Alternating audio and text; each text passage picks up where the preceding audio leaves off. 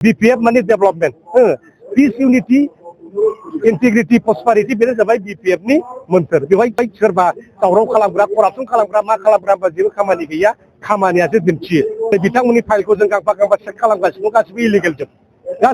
जोब गाबोन जुदि जोङो बेवहाय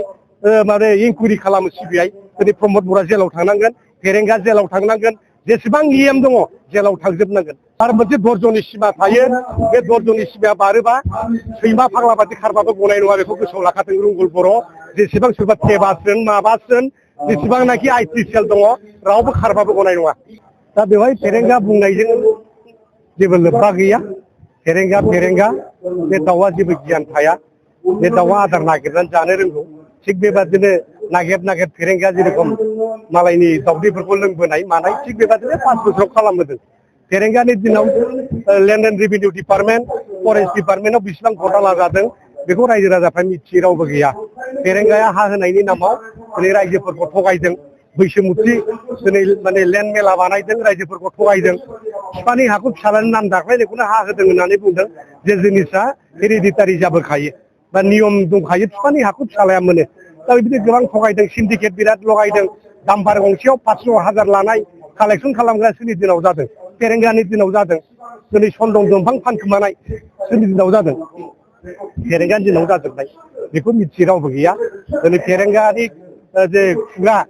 बे खुगाया माने जेबो बेसेन गैया बिथाङा जे बाथ्राखौ बुंदोंमोन दा बिथाङा गावनो खालामनानै दिन्थिनो हायाखै बिथाङा बुंदोंमोन हाग्रामा महिलारि सरकार दायोबा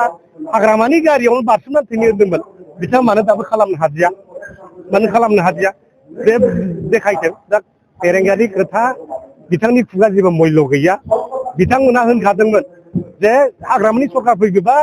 BTC-आव असान्ति जागोन थारमाने असान्ति खालामग्राया फेरेंगानो जागोन दा UPPL सरकारा बा मानसिफ्रा जागोन बेखौ होननाय जादोंना जायाखै दा ओंखायनो बिथांनि खुगानि जेसेबांनाखि बाथ्रा ओंखारदों बे माने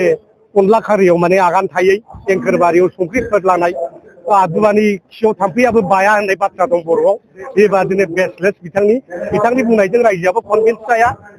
बिथाङा जायनि थाखाय थांनाय बाराव मोननै समस्थियाव गेलेसेयावबो मानो मोननैयावबो जेननांखो बेनो माने फोरमान खालामो आसाम बिधानसभा बिसायख'थिया आथिखालाव फोसावजायाखैबाबो बैसागो सिगांनो जानायखौ BPF हिसाबै माबायदि थियारि जोंहा बिराद थियारि जोङो मैया 25 तारिखमोन जोङो दिसपुर सल' जात्रा आरम्भ खालामबाय गाबोनबो पर्बतझरायाव जागोन 1 तारिखआव क'क्राझाराव जागोन 3 तारिखआव चिराङाव जागोन दा बेबादिनो गसाइगाव टु अदालगुरि बे जोंना दिसपुर सल' जात्राया जागासिनो दङ जोङो 5टा गेरेन्टि जायखौ BTC इलेक्सनाव बुंबोदों सरकार दाबा होगोन होननानै दिनै जोङो मैयानिफ्राय स्टार्ट खालामना रानगासिनो दङ दिनै 10टा समस्थियाव दिनै बे राननाय हाबाफारिया जागासिनो दङ दा बेबादिनो जोङो रायजोफोरनि जे आसा आकांक्षा बेखौ जों मोनसेनिफ्राय पुरन खालामलांगोन खालि मोनबा गेरेन्टिल' बाथ्रा गैया आरो गोबां गेरेन्टि जों पास खालामदेरगोन जायखौ लायोब्ला जोंनि रायजो राजा लाब जागोन जोंनि सेंग्रा सिख्ला लाब जागोन दा बेबादि खामानिखौ जों मावबाय थागोन साख्रि बाख्रि दिनै मोनजोबगोन बयबो फारि फारि खेबसेनो नङा दिनै रिटायार्ड जागासिनो जोबलांगासिनो नङा होमबा रिटायार्ड जादों भेकेन्ट पस्ट जादों सोरबाया थैदों भेकेन्ट जादों दा बेबादिनो गोबां पस्ट भेकेन्ट ओंखारगोन दिनै फरेस्टआव एडभार्टाइज होबाय दिनै मास्टारफोरनि LP UP बिनि टेटनि भेरिफिकेसना जाखांजोब्बाय केन्डिडेटफोरना दा जों एपइन्टमेन्ट होनो हाबाय नायथ'दों आरो जोङो इलेक्सननि सिगां होनो हायो खोमा दिनै फरेस्ट डिपार्टमेन्टनि बादै एडुकेसन डिपार्टमेन्ट फरेस्ट डिपार्टमेन्ट आरो माबा ससियेल वेलफेयार हेल्थ डिपार्टमेन्ट दिनै गोबांथा डिपार्टमेन्टआव बिराद माने पस्ट खालिफोर दं बेखौ जों मोनसेनि उनाव मोनसे होलांबाय थागोन आरो मालाय प्रमद बर' बादि 5 बोसोर सरकार खालामनानै दिनै माने बिथांमोना दिनै खुनु परिखानि रिजाल्ट होनो हायाखिसै दिनैहाय सेक्रेटारि BCDC-नि होदोंमोन दिनै बेथन गैया मा गैया खालामना गालांबाय फरेस्टआवबो दिनै फरेस्टार ग्रेड 1नि साख्रि होदोंमोन फेरेंगा गावनि फिसाजोखौसो 1 नाम्बार होदों इन्टारभिउआवबो जिरायाखैनो दिनै प्रमान जाबाय जायनि थाखाय बिथांमोननि साख्रि होनायनि सायाव दिनै बेथन होनांगौना होनाङा बेनि जोङो इंकुइरिसो खालामगासिनो दङ दा बिदि बिराद इलिगेल दिनै प्रमद बर' सरकाराव जालांदों फेरेंगानि दिनाव जालांदों दा बेबादिखौ जों लाय होआ जों मोनफानिफ्राय मोनफा नायगासिनो दङ साख्रिया जेनुइनबा जोङो बेथन होनायनि बेबस्थाखौ खालामो बे दा ओंखायनो गोबां खामानि जागासिनो दं आरो दिनैहाय जोंहा अनेकथा जोङो फाउन्डेसन स्टन ले खालामबाय दिनै माबानि नामाव बिर सिलारायनि नामाव जुबिन दानि नामाव दिनै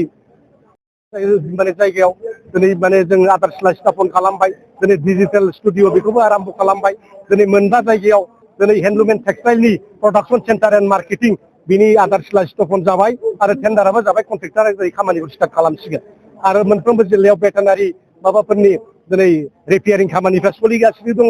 आरो दिनैहाय माने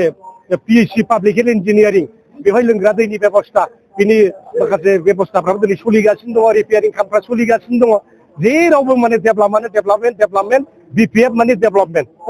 पिस इउनिटि इन्टिग्रिटि प्रसपारिटि बेनो जाबाय बिपिएफनि मोन्थोर बेवहाय सोरबा दावराव खालामग्रा करापसन खालामग्रा मा खालामग्रा बा जेबो खामानि गैया खामानियासो दिन्थियो दिनै बिथांमोननि फाइलखौ जों गांफा गांफा चेक खालामगासिनो गासिबो इलिगेल जोब गाबोन जुदि जोङो बेवहाय माने इनकुइरि खालामो सिबिआइ दिनै प्रमद बर'आ जेलाव थांनांगोन फेरेंगा जेलाव थांनांगोन जेसेबां इएम दङ जेलाव थांजोबनांगोन जोंबो नायगासिनो दं दासो बोसोरब्रै थांदों फारि फारि मोनसेनि उनाव मोनसे जाय इएमफ्रा जाय माने भुल खामानि मावलांदों रावबो कनसिडार मोननाय नङा बे रोखा जोबथा मोनसे कुइसन बिपिएलआइटिसेलनि दैदेनगिरि रांगल बर'आ माने बिपिएफनि दैदेनगिरिफ्रा लाइसेन्सखौ लानानै बाथौ रेजर्टआव थायो आरो गाव गावनि न'खरखौ राननानै जागासिनो बे बिनि प्रमान होदों नाथाय रावबो प्रमान होनो हाया आरो बेबादि दाथ' जेल जाखानांगोन नङा होमबा प्रमान होदों उइदाउट माने एभिडेन्स खोथाफोरखौ बुंलाबायनो नाङा जों जुदि गाबोन डिफेमेसन केस होयो बे दालि ओंख्रि जाहैनांगोन जों खिन्थु माने बेबादि ससियेल मिडियायाव सोलिखायो अपोजिसन पलिटिक्सआ बिदिनो जाखायो अपोजिसना अपोजिसनखौ माबा होलायनाय बे होलायबाय थादों खिन्थु एभिडेन्सखौ रायजोफोरनो देखायदों आरो मोनसे धर्जनि सिमा थायो बे धर्जनि सिमाया बारोबा सैमा फाग्ला बादि खारबाबो गनाय नङा बेखौ गोसोआव लाखादों रुंगुल बर' जेसेबां सोरबा टेबासोन माबासोन जेसेबांनाखि आइटिसिएल दङ रावबो खारबाबो गनाय नङा